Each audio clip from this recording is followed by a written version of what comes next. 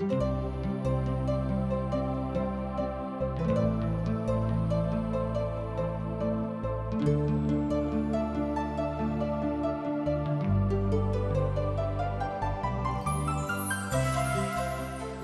सब TWR के माध्यम से प्रस्तुत कार्यक्रम असक इजोत देख रहल छी। यह एकटा सुनियोजित ढंग से बाइबलक पुस्तक के अध्ययन अछि।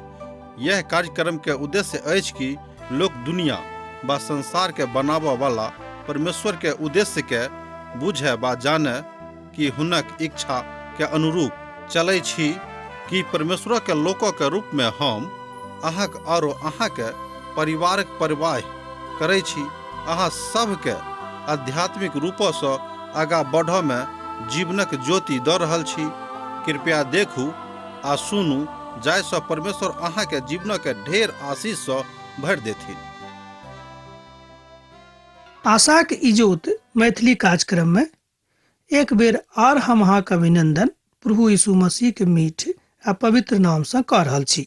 हमर पूर्ण विश्वास अछि जे अहाँ सब खूब नीके सुखे होयब आ परमेश्वरक महिमा में खूब आनंदित होयब। हमर भाई बहन, आजुक दिन जाय संदर्भक लऽ कऽ हमरा लोकनि उपस्थित भेलहुँ हैं ओ थिक कि प्रभु यीशु मसीह के लेल जो पाती के लिख के पिलातुस लगा देने रहत तकर अर्थ आ तकरा बाद मनुख जाति के लेल प्रभु यीशु मसीह के राजा के रूप में प्रस्तुति। हमर भाई बहन, एहि संसार में रहैत काल में बहुत केओ एहन छथि जे अहाँ से कहत कि हम तो अहाँ के लेल सब किछ कऽ सकलहुँ हैं, एतबे नहीं हम अहाँ के लेल जान से हो दऽ सकलहुँ हैं।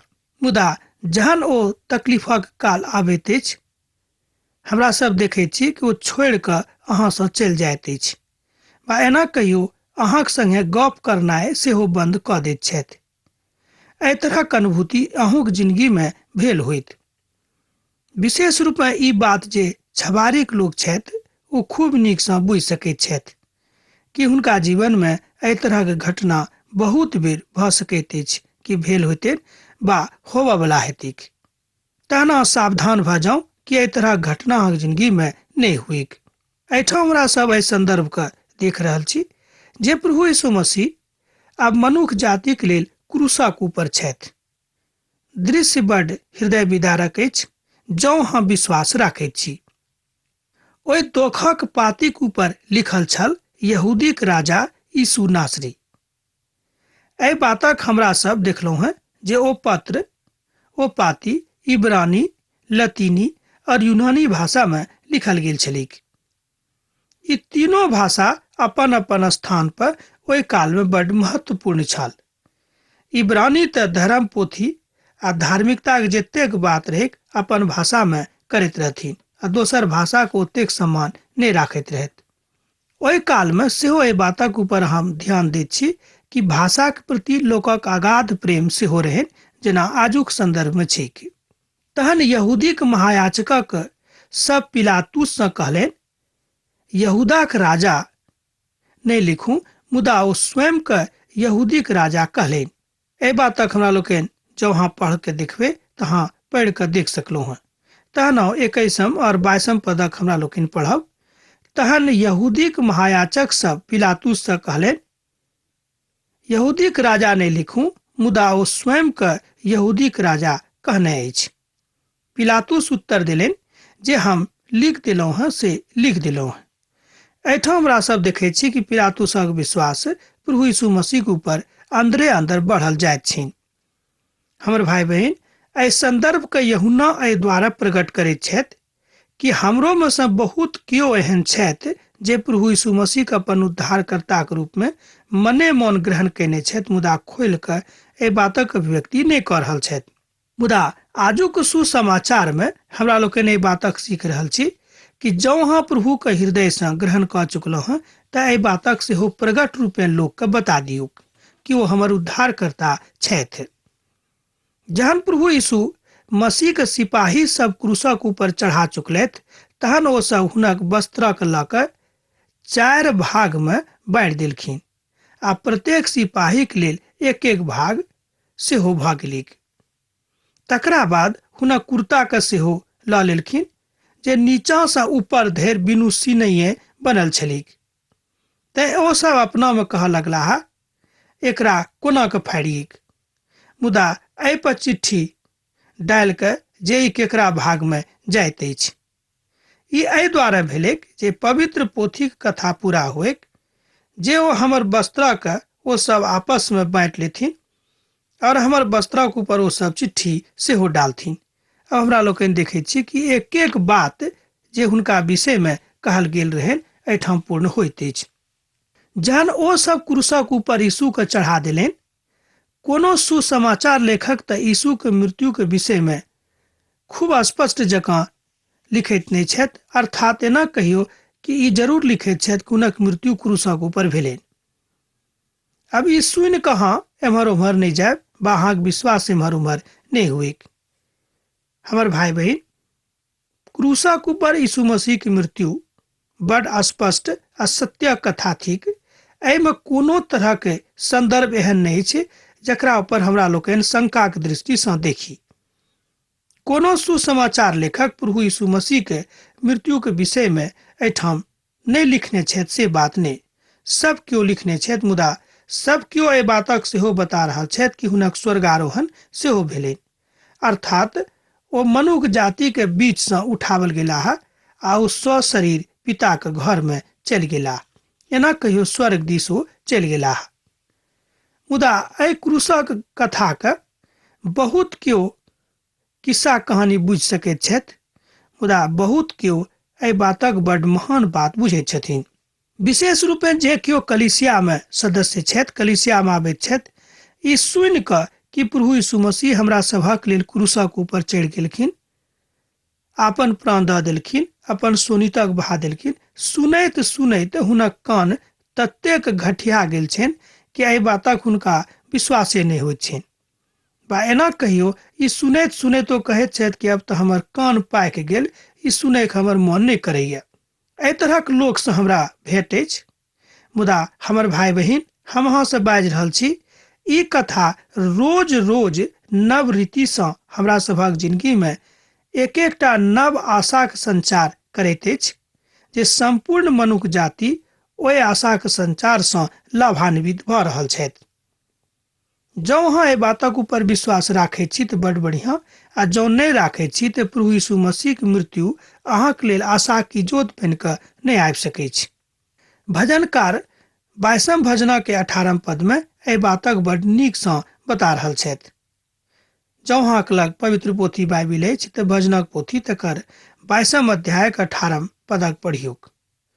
मुदा प्रभु यीशु के क्रूसक ऊपर हमरा लोकनि देखैत छी कि जहन ओ चढ़ल छथि तऽ मनुष्य जाति के बातक संकेत दऽ रहल छथिन कि देखियौ, हम अहाँक लेल क्रूसक ऊपर चढ़ल छी, अहाँक लेल हम दुख उठा रहल छी, देखियौ हम अहाँ से कतेक प्रेम करैत छी।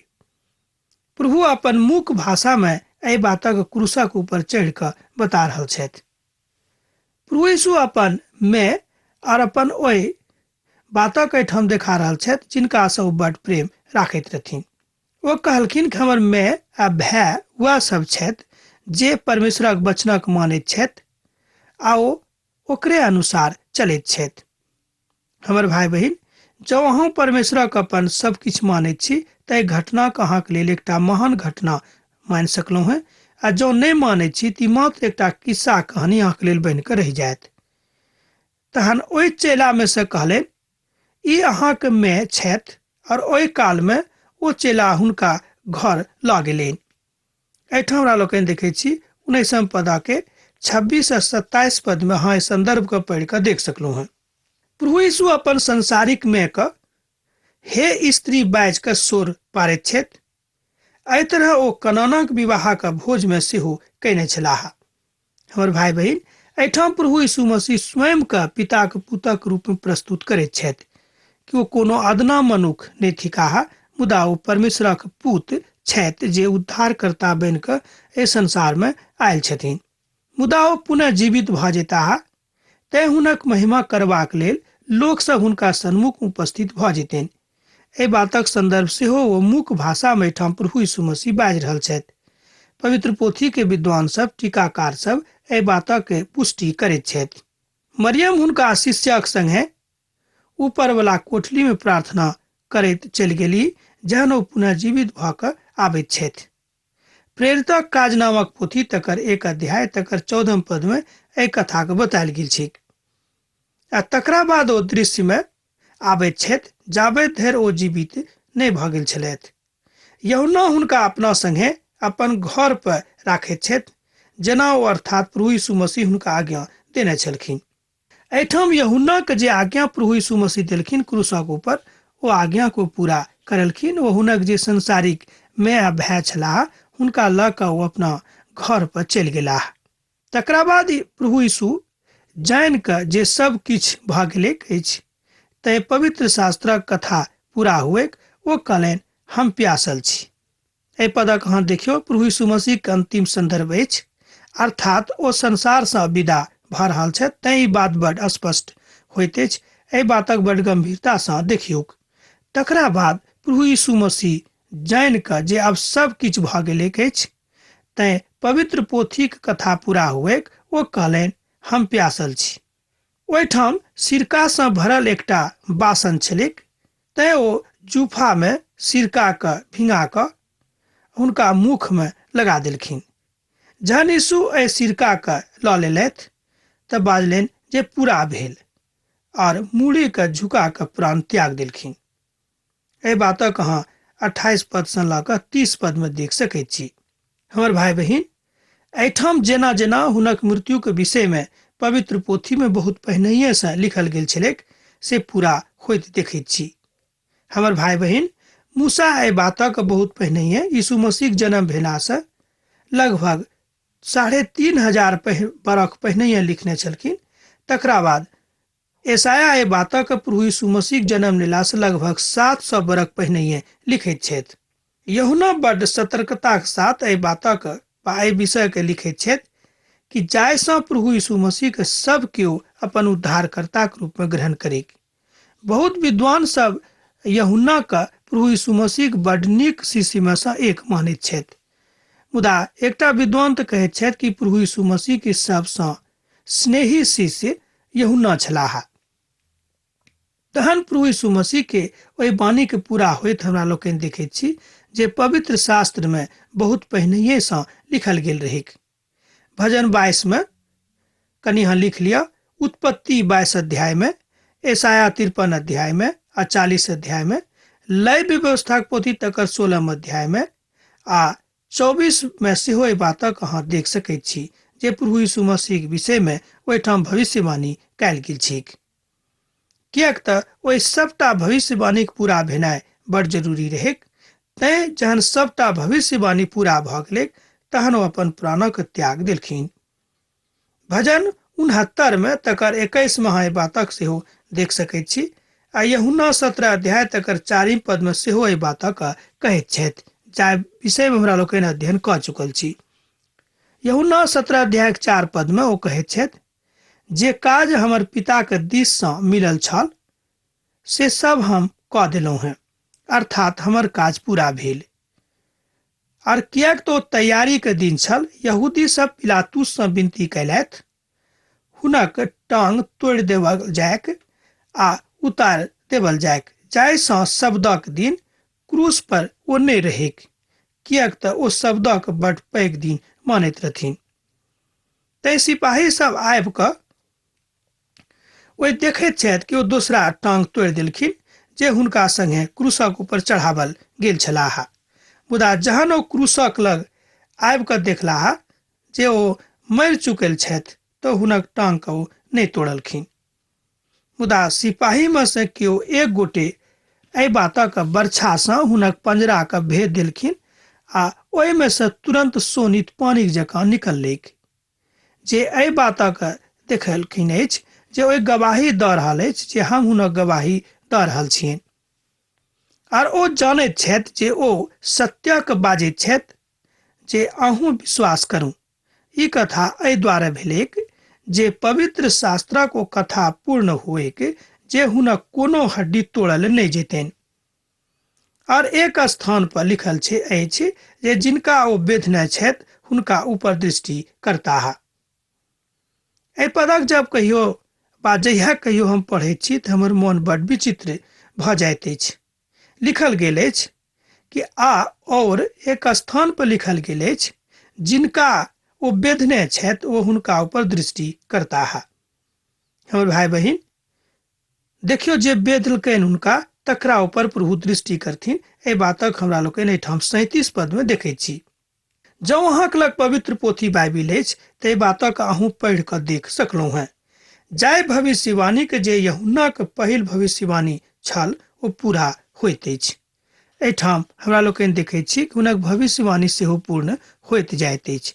आ जतेक भविष्यवाणी पवित्र शास्त्र बाइबिल में कयल गेल छै, एक एक कऽ ओ सबटा भविष्यवाणी पूर्ण होइत हमरा लोकनि आजुक संदर्भ में देखैत छी। ओ कहैत छथि जे हुनक एकोटा हाड़क नहि तोड़ल जेतनि, जे पूरा भेल अछि। भजन 34 के 20 में लिखल छै जे हुनक एकोटा हाड़ नहि तोड़ल जेतनि। जकरिया 12 अध्याय के 10 पद में ओ कहैत छथि जे घुरि कऽ पुनः ओ अवताहा। एहि बातक जकरिया कहैत छथि जे दाऊदक घरानाक अनुसार ई काज प्रभु कऽ सकैत छथि। अब एहिठाम हमरा सब सुसमाचारक महान सच्चाई के दिस जा रहल छी, जतऽ इतिहासकार सब कहैत छथि कि प्रमाण भेटैत छनि कि प्रभु यीशु मसीह सचमुच में मनुष्य जातिक लेल अपन प्राणक देलखिन। आ एहिसँ बढ़ि कऽ आ दोसर कोनो मनुष्य जाति काज के नहि कऽ सकैत छथि। साधु पॉल हमरा सभक लेल एहि बातक विश्लेषण करैत छथि। तकरा अहाँ पहिल कुरिन्थियोक पोथी तकर 15 अध्याय आ 3 पद में आ 4 पद में देख सकलहुँ हैं। अखन हाँ लिख कर राखि लिअ, बाद में पढ़ब। पहिल कुरिन्थियोक पोथी तकर 15 अध्याय आ तकर 3 पद आ 4 पद में लिखल गेल छै।